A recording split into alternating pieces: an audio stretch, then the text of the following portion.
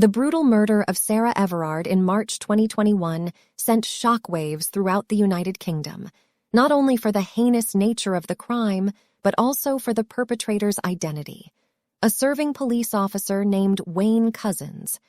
The murder sparked nationwide protests and calls for action against violence towards women.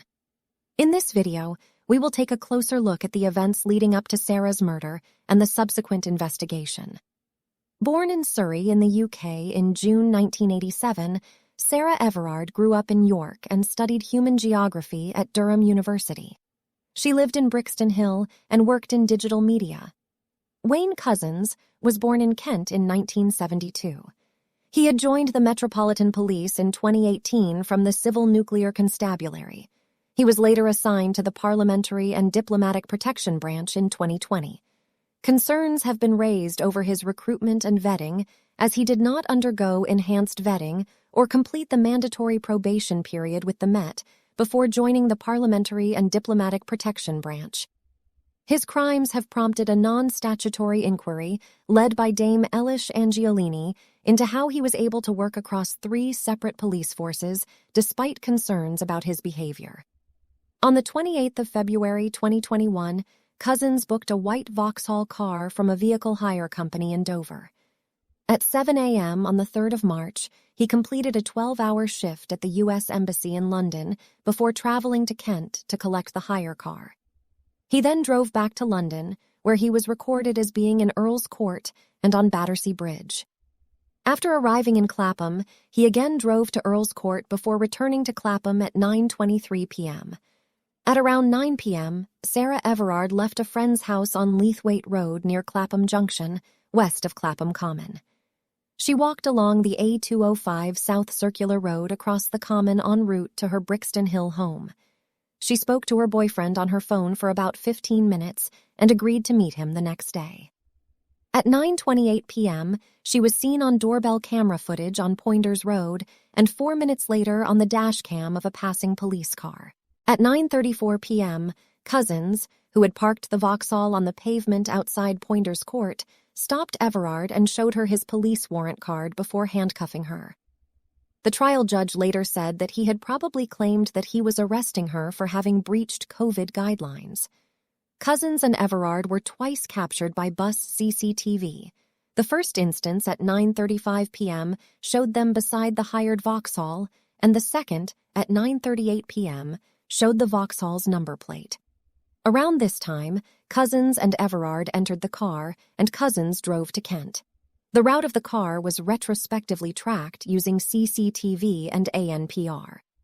By 11:43 p.m., Couzens and Everard were in Dover and had transferred to Couzens's personal seat car.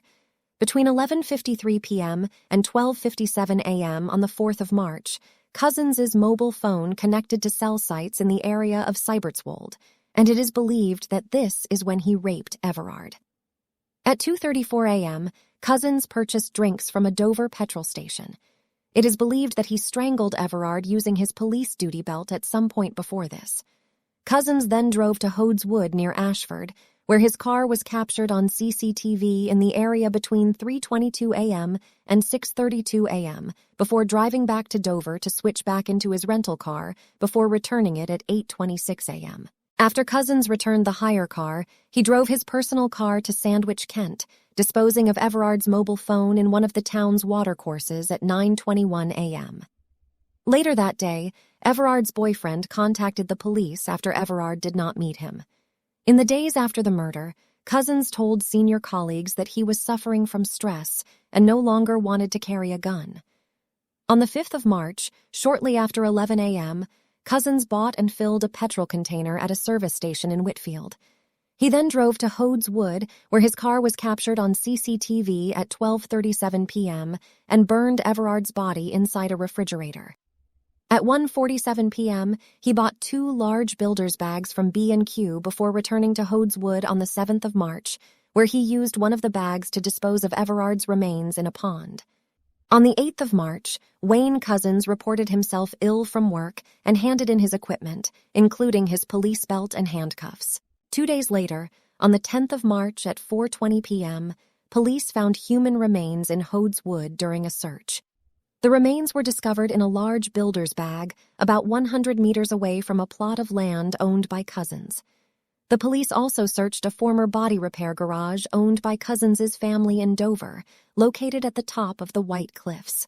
On the 12th of March, the body was identified as Sarah Everard through dental records. 2 days later, on the 14th of March, the police cordoned off approximately 1 square mile of the town of Sandwich and focused their search operation around the rope walk. On the 16th of March, the police continued their search for Everard, combing woodland in Kent, and divers searched underwater in Sandwich for her mobile phone. On the 22nd of May, Everard's funeral was held at Heslington Church in Heslington, near York. The post-mortem results held at William Harvey Hospital in Ashford were released on the 1st of June, revealing that Everard had died from compression of the neck. On the 9th of March 2021, police arrested Wayne Couzens at his home in Deal on suspicion of kidnapping Sarah Everard. Officers arrived at Couzens' house at 5:45 p.m. and entered it at 7:50 p.m. to make the arrest. Just 40 minutes before his arrest, Couzens attempted to erase the data from his mobile phone. During questioning, he initially denied recognizing Everard, but later claimed to be in financial trouble after paying for sex in Folkestone. He also stated that a gang of Eastern Europeans had threatened him and his family, demanding that he deliver another girl after he had underpaid a prostitute a few weeks before. A woman in her 30s was also arrested at the address on suspicion of assisting an offender, but later released without charge. On the 10th of March, the day that Sarah Everard's remains were found, Couzens was rearrested on suspicion of murder. On the 11th of March, he was hospitalized with a head injury he had sustained while in custody. He was hospitalized again briefly the following day after suffering a similar injury, which the police claimed he sustained while alone in his cell. Couzens was charged with Everard's kidnapping and murder on the 12th of March, following authorization from the Crown Prosecution Service. He appeared at Westminster Magistrates' Court on the 13th of March and was remanded in custody. On the 16th of March, he appeared via video link from Belmarsh Prison at the Old Bailey. The investigation into the murder of Sarah Everard was ongoing. On June 8, 2021, Wayne Couzens pleaded guilty to kidnap and rape and admitted to causing the death of Sarah Everard. He did not enter a plea on the murder charge, pending medical reports into his mental health at the time of the crime. On July 9th, Couzens appeared via video link from Belmarsh Prison at a hearing where he pleaded guilty to murder. During the hearing, it was revealed that Couzens and Everard were complete strangers and were not known to each other before the abduction. It was also reported that Couzens had hired a car and bought a roll of strong self-adhesive tape a few days before the murder.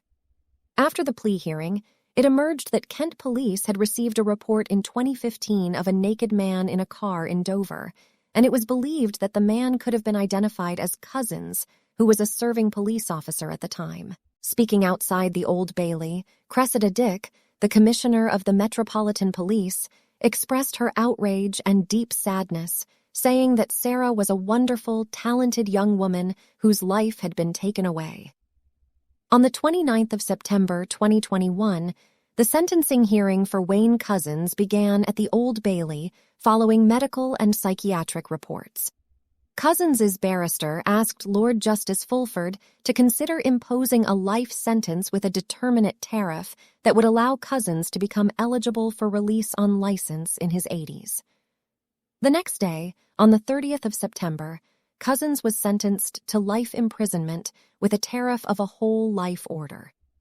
Lord Justice Fulford justified the severity of the punishment by stating that Couzens' use of his position as a police officer to detain Sarah Everard was the vital factor that made the case exceptionally high. In October 2021, reports stated that Couzens was applying for leave to appeal against his sentence. In July 2022, his appeal against his whole life sentence was rejected by the Court of Appeal.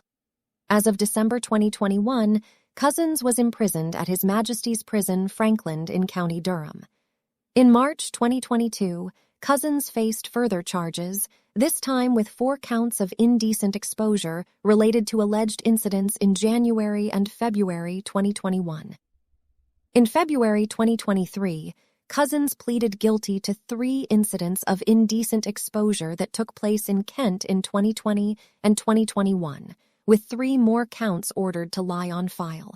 Most of my audience is American, but did you follow this case? What did you think about the police's vetting procedures? Let me know in the comments.